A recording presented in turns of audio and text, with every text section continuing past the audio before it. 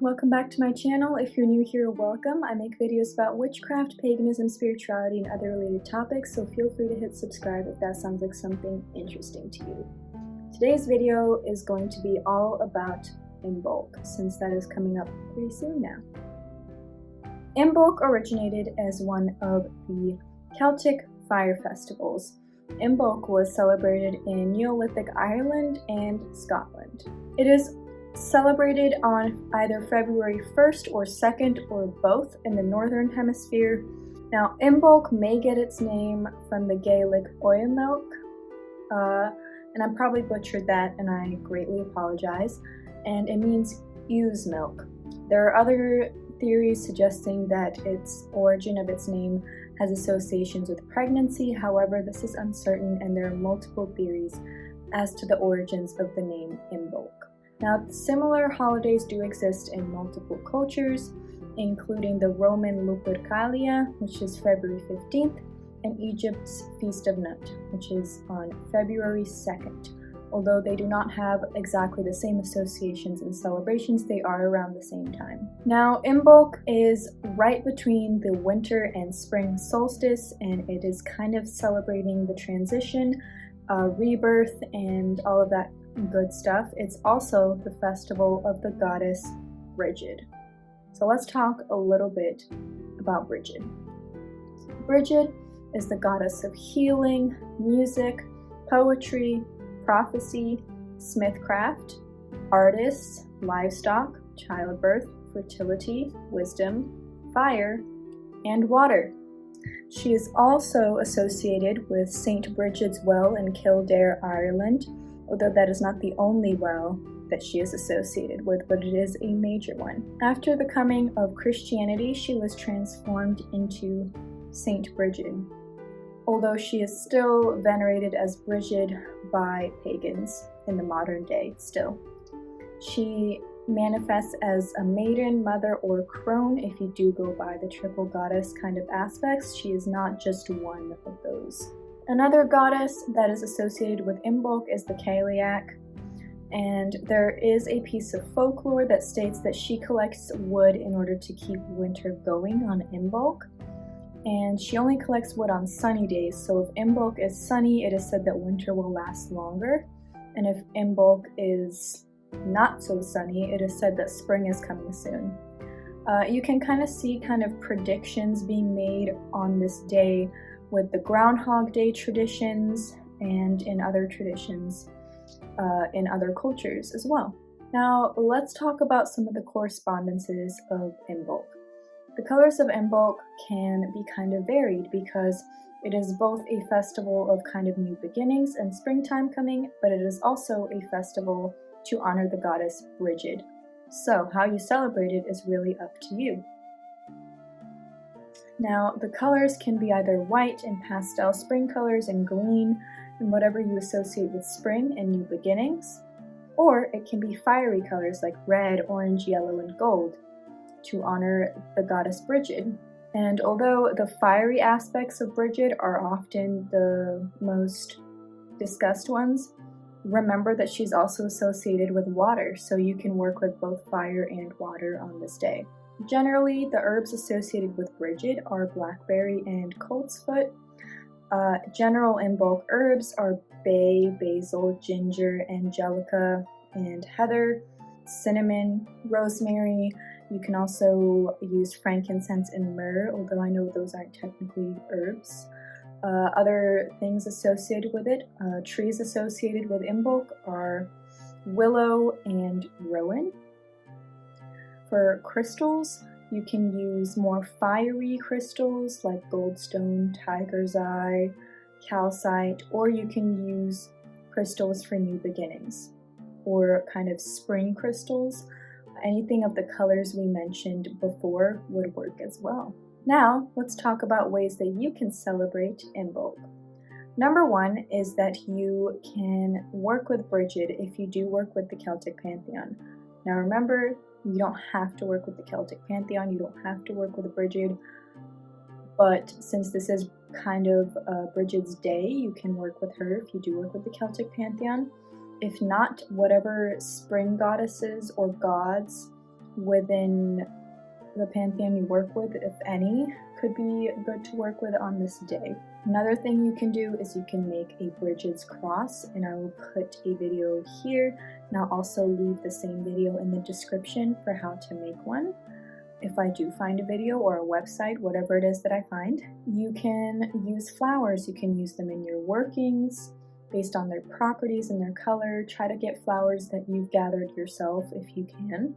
You can put them on your altar, you can decorate your house with them, you can make things out of them, you can wear them, whatever you want. You can also do that with flowers. As always, you can take a walk outside and spend time in nature and really kind of take in the transition period from winter into spring. You can also do a meditation outside to really feel the energy of Imbolc.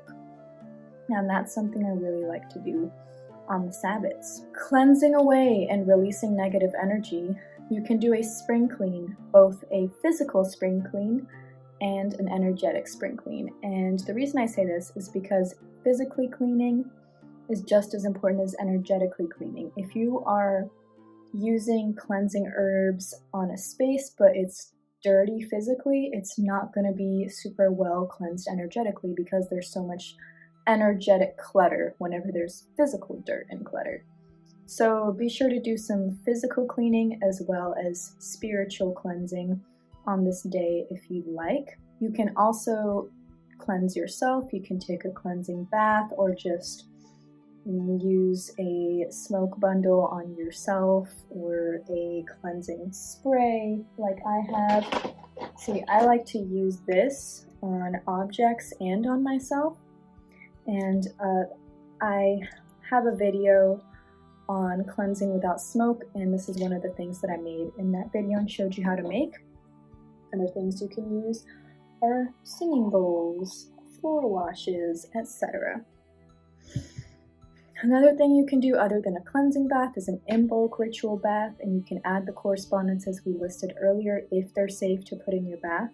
So you can add blackberry, bay leaves, basil, ginger, angelica, whatever, but research whatever is safe and whatever you won't get irritated to, of course, with any bath or anything that you're putting on your body.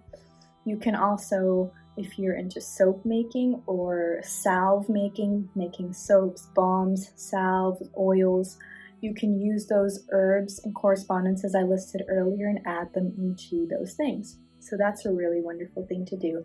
I might try making an Imbolc soap, so that's going to be pretty interesting. Another thing you can do is make a Brigid doll or Brighid doll. Historically, this was made and it would be put on a bed next to a fire as kind of a representation of Brigid to keep her warm.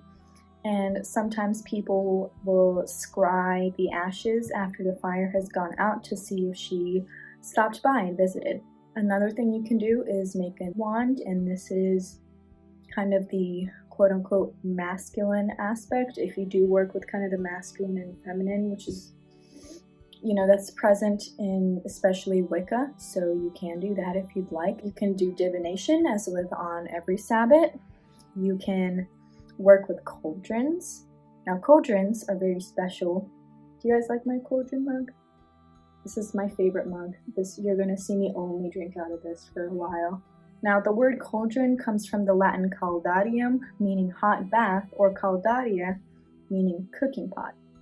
Cauldrons are connected to the other world, to the dead, to the spirit world, to the divine, to a rebirth, water, fire, earth, the hearth, abundance, nourishment, warmth, transformation, and healing. And there's so many things you can do with a cauldron. It's really great for hearth witchcraft as well, meaning witchcraft in the home. If you do want to learn more about that kind of witchcraft, I'd recommend this book called House Witch by Arin Murphy-HIscock. Some deities that are associated with cauldrons are Caradwen, and there are myths kind of associated with her and the cauldron. Andagda, who literally carries a bottomless cauldron on his back. Ceridwen is associated with Welsh mythology, and Dagda is associated with Irish mythology. Medea, who is associated with Greek mythology. Bran, who is also from Welsh mythology. Anwen, who, again, Welsh mythology. Before I go on, I wanted to mention that the Cauldron of Anwen is not referring to a deity, it is actually referring to the Welsh otherworld. Of course, Brigid, and of course in Norse mythology, in Norse mythology, we have the cauldron Odrerir. I really hope I didn't butcher that. And you can look more into that. It is in the Prose Edda, so just look into that if you're interested in Norse mythology, and look into all of those deities and their associations with cauldrons if you're interested. Other things you can do are kitchen witchcraft. I will link down below an article, really great article with some Imbolc recipes. You can set up an Imbolc altar, as with every Sabbat. Setting up altars is always a good thing you can do. You can work with fire. You can also work with water if you're into the whole Brigid thing. And since this is kind of a time with the transition from winter to spring, working with the earth is always great. You can create an Imbolc oil, Imbolc salve. As I said earlier, soap, salves, oils with the associations are wonderful. Incenses. Really creating things is a good time. You can do fertility and abundance workings. You can do candle magic. You can do all of these things. So that's really all I have for you today. I hope you have a wonderful Imbolc. I hope this was informative to you, and I hope you have a wonderful day. If you're watching this on Imbolc, happy Imbolc. If not, happy early or late Imbolc, whatever it is. And I love you all. Thank you for watching till the end. Blessed be. Don't forget to like and subscribe if you enjoyed this. Bye!